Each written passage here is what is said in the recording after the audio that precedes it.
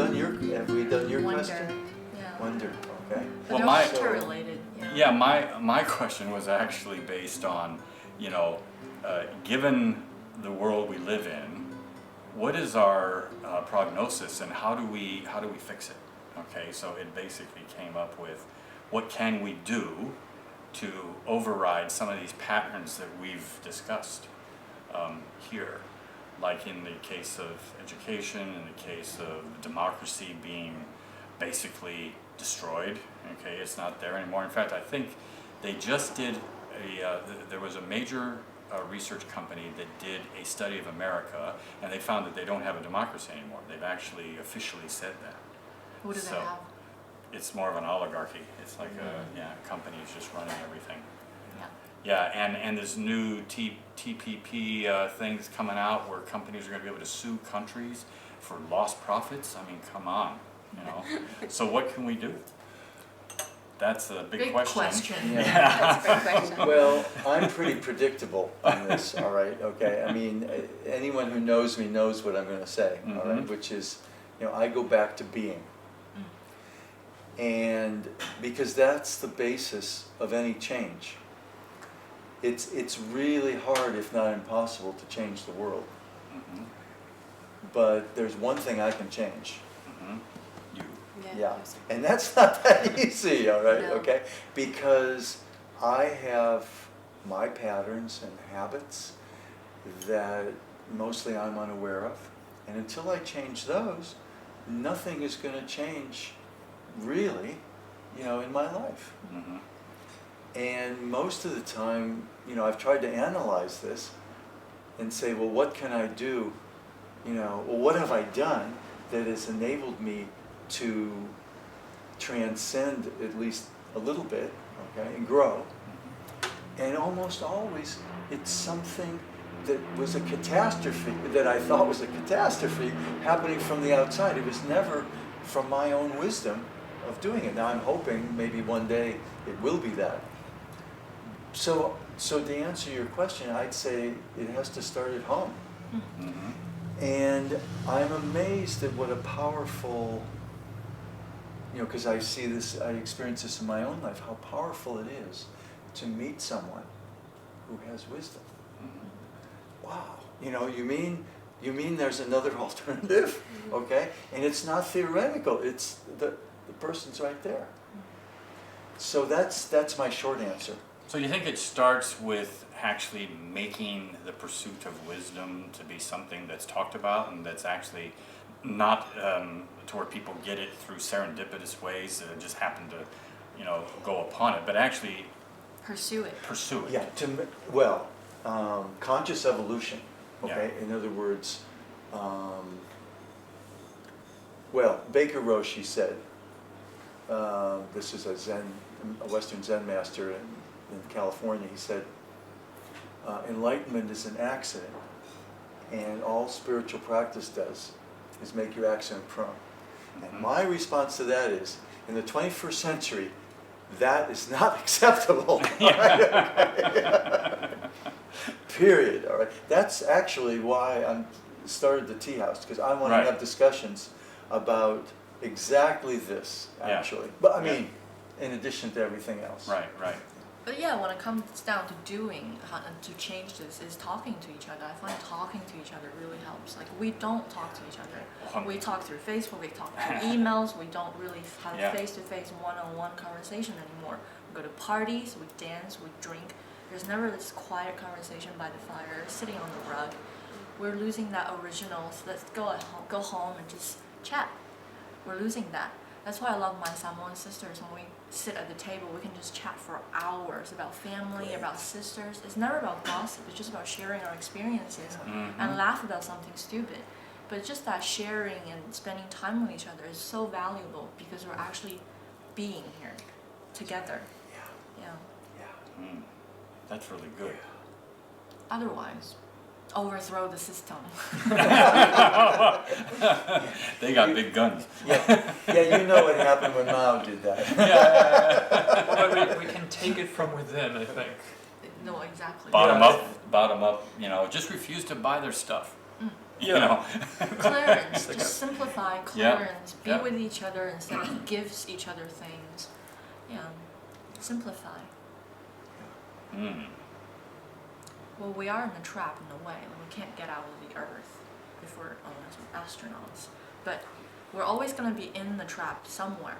All we need to do is to be able to think outside of that trap and try to accomplish something that's just within ourselves rather than always trying to grab other people in and do something, conquer things. Conquer ourselves, that's the best thing we can do. So that brings up a great point. With because- love. With Yes. love. Yes, because we're living in a world that is increasingly now divisive, and people at each other's throats, just doing horrendous things. How can we all come together and have these conversations and actually understand one another, realize that almost every human has the same concerns, and Yeah. and realize that the similarities are a lot more than the differences.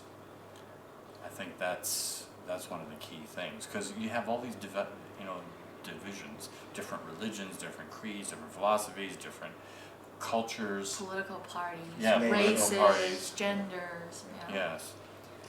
So we need to come together somehow while still getting things done and have that understanding. So are there any tools that anyone knows of how to? Yeah, but I think Babylon happened and it make us have different languages. It's the beauty of it, is that it's to allow us to learn about each other. It's an opportunity. Like, we see it as divisive, but our mindset is wrong. It's almost a beautiful thing to have differences. That's why we can share different things. Right. But we see it as an angle to fight each other with. But Well, diversity versus divisive, right? It's a difference. Yeah. so change our mindset about you, are you, me, I'm different.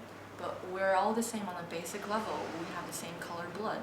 So when it comes down to the basic, we're exactly the same. Yep. And we think on other things, we think about different things. Whereas we could think about what makes us the same. Change your mind a little bit from in here. Well, as people enlarge the context in which they view things, they begin to see, the unity of human beings. And this is an outcome of wisdom. You don't find people of wisdom fighting amongst each other. Yeah. That's the thing. The world is not pursuing wisdom, but more so knowledge. Knowledge. So and information. Yeah, information. There's such an infotainment going on. And they use it for power. They say, Of course. information is power. That's what they say. Or knowledge is power, Knowledge is but power. wisdom is the real power. Yeah. And we're losing that. Yeah. So talk to each other. Yeah. Well, I would say wisdom would be authority. And knowledge is power. Wisdom is authority without trying to be authority. Exactly. It just is. So you had mentioned 3 modes. It was being, Being, doing, Doing, Doing. having. and having. and having. Yeah. And because just being, going inside and doing those things is fine. But if you're not using that being to doing things, in the world, that's pretty narcissistic, I think, from my perspective. So it's very important to do, because it's sharing. I think about it as like a pyramid. Like, being is the foundation. It's like what you were telling me about health. If you don't have health, you can't do anything else. So being is the foundation we're going to focus on, whereas having now is the foundation, or at least is what we're focusing on. So the pyramid is being turned upside down, therefore we can never actually stay still. We're always tipping. The having part is so important now that our being is just ignored. Our health is gone from jobs or from whatever we're doing, partying too hard. So that the actual pyramid is just wrong. It's in the upside down position. That's why our society is wrong. To focus on being a bit more.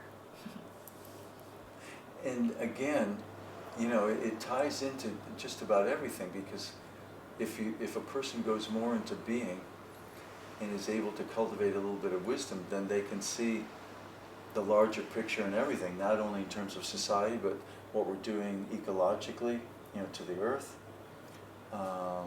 where resources are going toward weapon. I mean, it's everywhere you look, you have a larger perspective. Yeah. So what do we mean by being? Because as I'm thinking about it, health is something I have. Wisdom is something that I hope to have. see, a having doesn't have to be a physical thing. It can be having spiritual qualities. It can be having physical, internal qualities as well. So is being just more of the steady state? Is like people say, what do you want to be? You know, and people say, oh, like you're a university lecturer and writer, and I'm a software engineer, so that's what I am. Yeah, but having, you're always gonna lose it. Being is just that. Whereas doing, you're still in action. Having is the action of getting that having, right? It's getting that. Right. Whereas being just Being is just quiet. You watch the sunset or you marvel on a flower. That's when you are just being. Yeah. Ken, everything you were saying on the other stuff of like health, you know, things that you have. Yeah. Well, who is it that has this? There has to be an entity that has it, right? Right. Okay, so that entity usually is the ego. Okay, and so. Well, the soul or whatever. I mean, you can have a lot of words for it. No. I don't know what the soul is. But this is, you know, usually the sense of I comes from the ego. Okay, that's what it means. Ich in German, Yeah. Einess. And so there's a huge difference between things that are connected with the ego and being. Being just is. Being is going beyond the ego. Because we need the ego. We're in human bodies. Right. You know, so we need, you know, and we need, you know, I need, you need certain things to be in the world. But being doesn't need a body. You know, being doesn't need anything. Okay.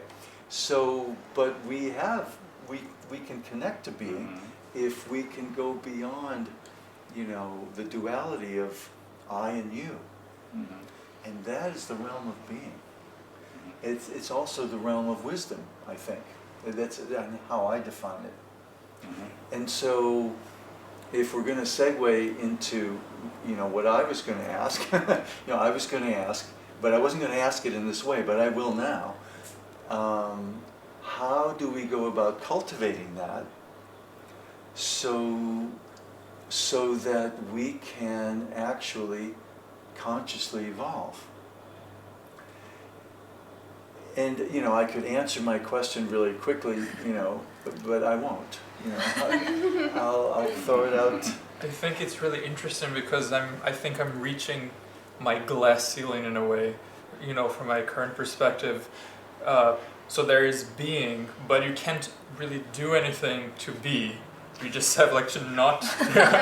It's like a paradox to me. But you can. There are practices like meditation. You know, when you're just breathing and you focus on your breathing, that you are being. Or from my perspective, it's literally just to simplify. Do what you as a human being is born to do, is to do, just help other people or just be with people. I mean, the word human being requires two things, is being and human. So you need to focus on the human part as well, like exchanging things with people, sharing conversations, and helping in any way possible as an exchange rather than monetary exchange. So the material side should be thrown away or cast out of your mind at least. Yeah. I actually have it to where people have said, "Oh, I'm gonna discover who I am." That's what they say, and I tend to see it as, no, I want to learn who I want to be, because I actually believe, and I've proved it out, that I can become what I want to be. I don't have to just accept. It's not like this thing that's written at the time I'm born. You are this. Okay. And that it's I so have powerful. I have a lot to say about that. Oh, So, yeah. So powerful. Every Under our moment. current system. Yeah. And that's where the school education system will come in again, is that our children are not taught that possibility, that vast potential that they have. Vast potential. Yeah. Yeah, it doesn't exist. The children will be curious anyway. I think it is human nature. Yeah, but the parenting and everything else keep telling them what not to do, you know? So that I've been told, when I was a child, I've been told there is no God. And, you know, I was raised in a communist country. And here I ended up as when I was 15, being curious enough to go to night classes, Yeah, but that's Bible true. classes. That's true. Like there's a reverse effect of the suppression is that you want more. Exactly. Yeah. So even that can work for you. So it depends on who you are as well. Mhm. That's true. Yeah. If you're not a rebel, you're not going to do that probably. Yeah. Let's hear it for Yes. renegades. So, in addition to meditation, what other strategies or what other tools do you think we have available to,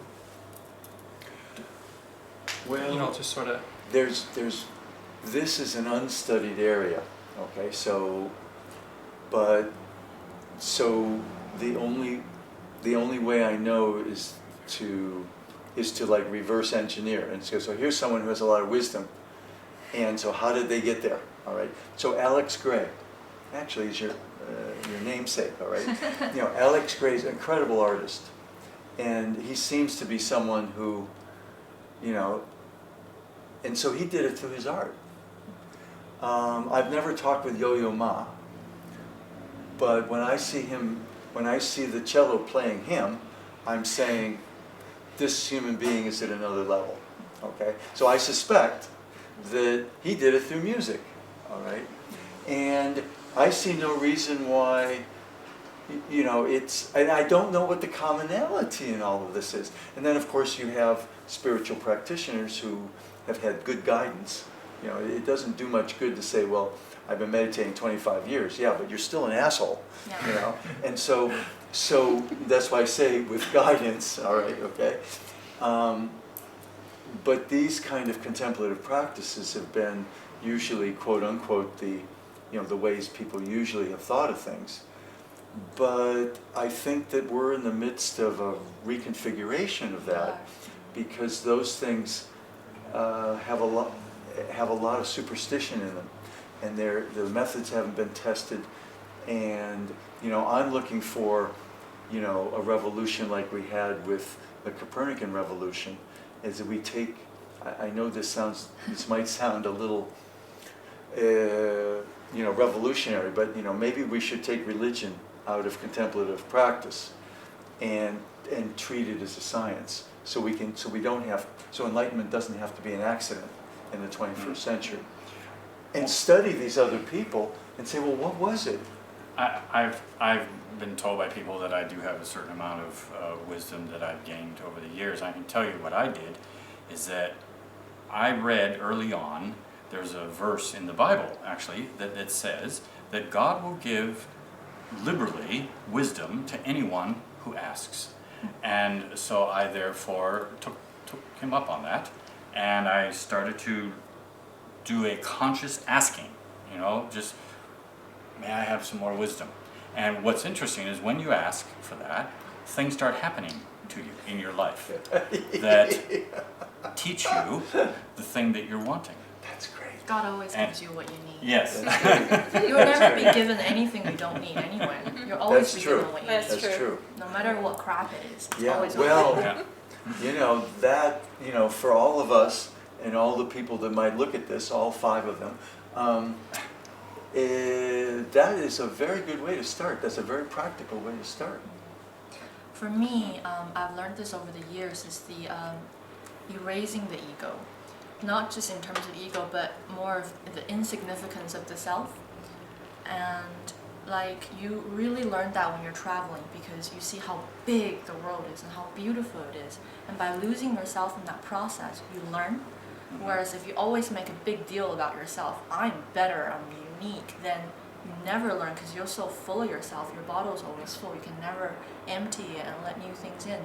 Whereas if you actually just think, I'm insignificant in my own beautiful way, and you're actually allowing other venues to open, same thing as acknowledging the fact that I do not know as much, so please let me know more. You're opening doors straight away, and things come in because you're opening. Whereas if you're always saying, I'm a big deal, I don't need your help, then no help will come in. So if people stop Humility. focusing on self, Exactly. being humble, Exactly. And I Losing don't the self. know. And I in don't know. fact, the Bible says humility is the beginning of wisdom. Yeah.